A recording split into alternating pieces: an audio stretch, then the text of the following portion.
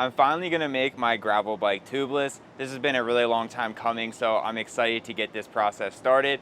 First, we're gonna unbox what's in these boxes. You might be able to see what those are already. They're sort of unboxed already, even though they're in boxes. And then we're gonna be installing these tires and valves and tape and everything on my 4130 all-road. Right now I have the Vittoria Barzo 27.5 by 2.1s on this bike.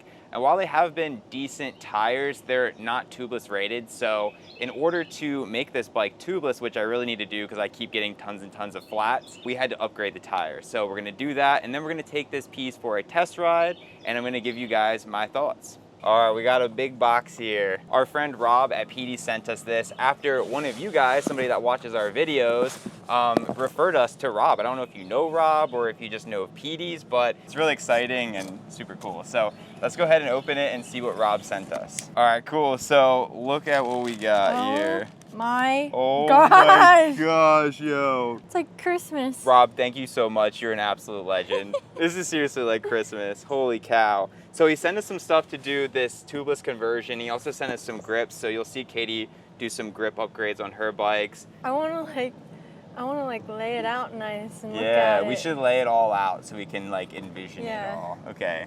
And also, Rob hooked us up with a 20% off discount for you guys. So if you type in Nick and Katie 2026 when you're buying something at PD's, you'll get 20% off your order. So thank you, PD's. Wow. Give yourself a Christmas in July like we just had. All right, so in addition to the wonderful stuff we got from PD's, we also got these Continental Dubnitals. Now, I did pay for these with my own money. This is not sponsored, but maybe in the future, Continental will sponsor our videos. I am a big Continental guy. I have Continental tires pretty much on all my bikes. And I heard that these are really good tires for gravel riding. I also saw in a recent bikepacking.com video where they talked about the Tour Divide. These were the second most popular tires that people were using on their Tour Divide rigs. So I feel like they are pretty substantial tires. Now I went with the 27.5 because I have a 27.5 bike, and I went with 2.4, which is supposedly the max that I can fit on my state 4130 all road. So I'm really excited to see if they fit, how much clearance I have, and it's going to be really fun to kind of see how tight they are to the steel frame. So that's going to be really fun. And yeah, without any further introduction, let's get all this awesome stuff on the bike. PD sent us this tubeless conversion kit, which is pretty cool. So it has everything you need in here. It even comes with valves, it comes with tape, it comes with sealant, so it makes it really easy. And then we're actually gonna be swapping out the Mark II valves that this comes with, and we're gonna be putting their whole shot valves. So these are fast flow valves. They fill up with air a lot quicker, so it's easier to set them up tubeless, and they just work a whole heck of a lot better. There's actually quite a lot of other kind of bits of tech built into these, and they come in this nice Chris King green, which is really sweet. So these Vittoria Barzo tires with tubes served me pretty well, but we've been going on a lot of bike packing journeys lately, and the mixed terrain just kind of presents some challenges to the tubes, and I think I got something like 3 or 4 punctures in the tubes. All right, now we're just gonna wanna clean this piece really good. We're also gonna wanna remove the rim strip that's in here. Then we'll take the isopropyl and just clean these bad boys. But yeah, you just want this to be pretty dang spotless so that the tape will adhere properly. So I'm going with the 27 because these rims have an internal width of 25 millimeters. So you're gonna wanna go about 1 to 2 millimeters over the internal width of your rim, just so that it has enough tape width to kind of sit down in this little valley right here, because it kind of goes down a bit, so you actually need a little bit more surface area to cover it completely. So you're gonna wanna start 2 spokes past the valve hole, and you're gonna wanna tape all the way around, overlap over the valve hole, and then cut it after 2 spokes again. You wanna kinda cut it on a bit of an angle as well. So then we're just gonna go over it with a fine tooth comb. It seems to have worked pretty good. I've used a few other brands of tape, and this seems to work really well. I feel like even when I kinda got off direction a little bit, I was able to correct it just by sort of pulling the tape. It was very malleable feeling. Figure we might as well do the front one at the same time. All right, so we got the rims all taped up. Now it's time to put these valves in. These are the super cool fast flow valves. So now it's pretty straightforward. We're just gonna put the Continental Dubnitals onto the wheel. All right, so I just tried to fill this tire up with air, and since we're not using a compressor or anything, air was just seeping out since the tire isn't seated on the rim yet. So we're gonna do a little seating trick to kind of get it to go. So basically what you wanna do is take any sort of tire lever and stick it underneath the tire like this. You wanna start up by the valve. So you wanna sort of press the tire flush against the inside of the rim and work your way out with the tire lever. So as you can see, this is now seated along the rim. Usually you'll get about halfway before it gets too tight. Since these Continental tires go on pretty easily, you can get pretty far and then just safely remove it. Now there's a lot fewer spaces where air can seep out. So now if we go to fill this up, it should in theory fill right up. It's working. So before, air was just escaping out of this thing. So now we're gonna wanna fill this up to the point that you'll hear like a pop. Boom, on cue. I'm gonna fill this up to like 35 or something. Make sure there's no more. You don't wanna exceed what you're supposed, oh, there you go, another pop. You don't wanna exceed like the max tire pressure, obviously, but you wanna fill it up pretty dang good.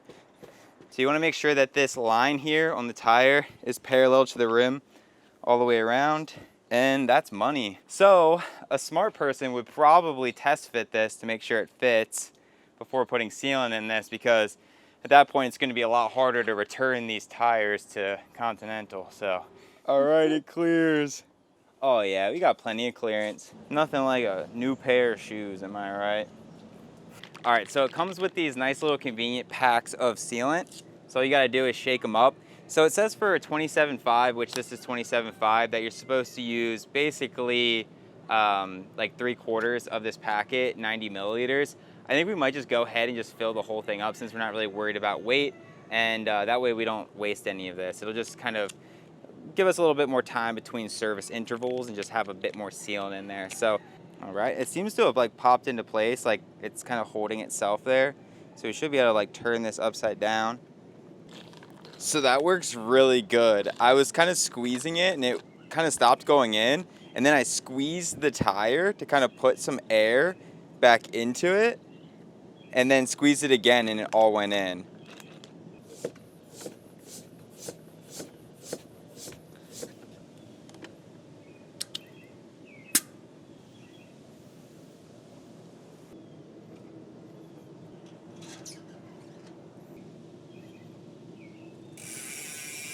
And just like that, it's all set up tubeless. Let's go. All right, this is the clearance here in the rear. And then this is the seat stay right here. Okay, so there's one more thing that we need to add to this before we can take this bike for a test ride.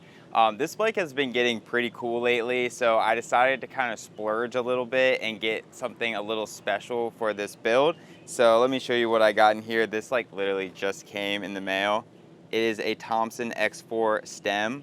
Comes in its own little fancy pants bag. Look at this thing. Oh my gosh. This is probably one of the nicest things I've ever bought for myself as a little treat. This thing is just a thing of beauty. 31.8 bar clamp diameter, 60 millimeter length, 0 rise, machined to perfection, an absolute beaut. It's got the full faceplate here, looking so good with the word Thompson on it. And it's got that nice like boxy sort of BMX look to it. I think it's gonna look so sick on the bike. So I'll be replacing this 80 millimeter stem that came on Katie's bike. This bike actually came with a 100 millimeter stem, so.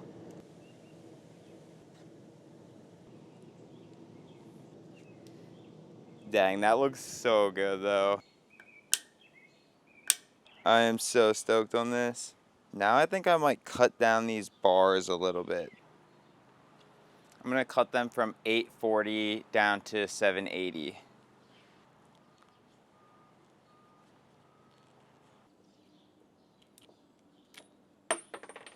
Also, if you want some more info on these tumbleweed persuader bars, I have a video about them, so check it out. I'll put it at the end of this video. I was thinking about putting on these PD's grips that Rob sent me, so maybe we'll try these out on the bike and see how they look. So we're out for a little test ride right now with the new tires and new setup on the bike. And the first thing that I've noticed is that these Continental Dubnitals are stupid fast, a lot faster than the Vittorio Barzos.